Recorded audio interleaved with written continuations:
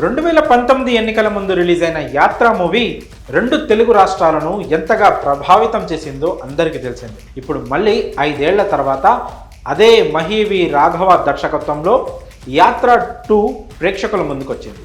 మరి ఎన్నో అంచనాల నడుమ ప్రేక్షకుల ముందుకు వచ్చిన యాత్ర 2 ఎలా ఉందో ఈ రివ్యూ ద్వారా తెలుసుకుందాం. కథ విషయానికి వస్తే వైఎస్ఆర్ రెండోసారి అధికారంలోకి రావడం, రచ్చబండ కోసం వెళ్ళి తిరిగి రాని లోకాలకి వెళ్ళిపోవడంతో యాత్ర మూవీ ముగిసింది. యాత్ర 2 కథ సరిగ్గా ఇక్కడి నుంచే మొదలవుతుంది. వైఎస్ఆర్ మరణించిన తర్వాత ఓదార్పు యాత్రకు ఎదురైన అడ్డంకులు, కేంద్ర ప్రభుత్వం అక్రమంగా పెట్టిన అవినీతి కేసులు, 2012లో వచ్చిన ఉప ఎన్నికలు, బయటికి వచ్చాక జగన్ పార్టీని నిర్మించుకుంటూ వెళ్ళిన విధానం, అబద్ధపు హామీలు ఇవ్వలేక 2014లో త్రుటిలో చేజారిన విజయం, ఆ తర్వాత కూడా జగన్పై కొనసాగిన కుట్రలు, చివరగా ఇవన్నీ దాటుకొని వైఎస్ జగన్మోహన్ రెడ్డి 2019లో అఖండ విజయం సాధించిన తీరు, ఇవన్నీ కలిపితే యాత్ర 2 కథ. విశ్లేషణ విషయానికి వస్తే యాత్ర 2 కథ మనందరికీ తెలియంది కాదు. ఈ చిత్రంలోని ప్రతి ఘట్టం ఈ జనరేషన్ సాక్షిగా జరిగింది. కావాల్సినంత మీడియా కవరేజ్ కూడా దక్కింది. ఇలాంటి ఓపెన్ స్టోరీతో ఎమోషన్స్ పలికించాలంటే సాధించిన విజయాల కన్నా దాని వెనుకున్న జర్నీని హైలైట్ చేయడం అత్యవసరం.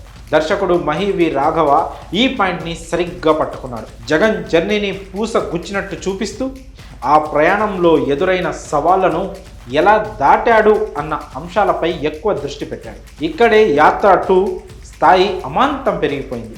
కథలోకి నేరుగా వెళ్లకుండా వైఎస్ఆర్ తన కొడుకు జగన్మోహన్ రెడ్డిని కడప ప్రజలకి పరిచయం చేసే సన్నివేశం దగ్గర నుంచి కథ మొదలు పెట్టడంతో సినిమా మొత్తం వైఎస్ఆర్ అనే ఎమోషన్ క్యారీ అయింది. ఇది యాత్ర 2కి బిగ్గెస్ట్ అసెట్ అయ్యింది. ఒక్కసారిగా తండ్రి చనిపోవడం, చుట్టూ ఢిల్లీ పెద్దల రాజకీయం, తన తండ్రి కోసం చనిపోయిన మనుషుల కుటుంబాలను ఓదార్చాల్సి రావడం, నమ్ముకున్న వాళ్ళని కాపాడుకోవాల్సిన అవసరం, ఇవన్నీ ఎమోషనల్గా బాగా కనెక్ట్ అయ్యాయి.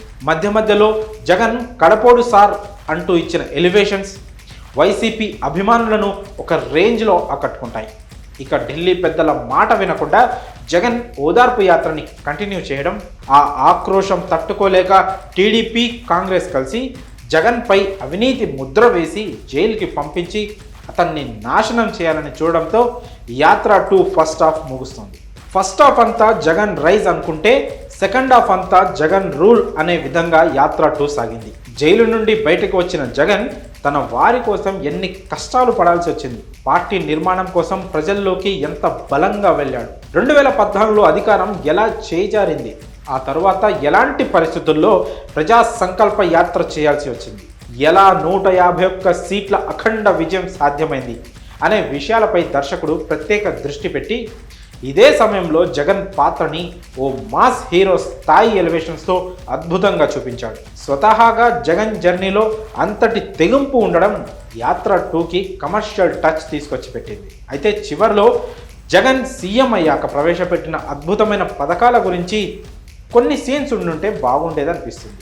ఇక నటీనటుల పనితీరు విషయానికి వస్తే వైఎస్ఆర్ పాత్రలో మమ్ముట్టి నటన ఏ రేంజ్లో ఉందో యాత్రలోనే చూసాం. కానీ యాత్ర 2 సడన్ సర్ప్రైజ్ ఇచ్చింది మాత్రం హీరో జీవ.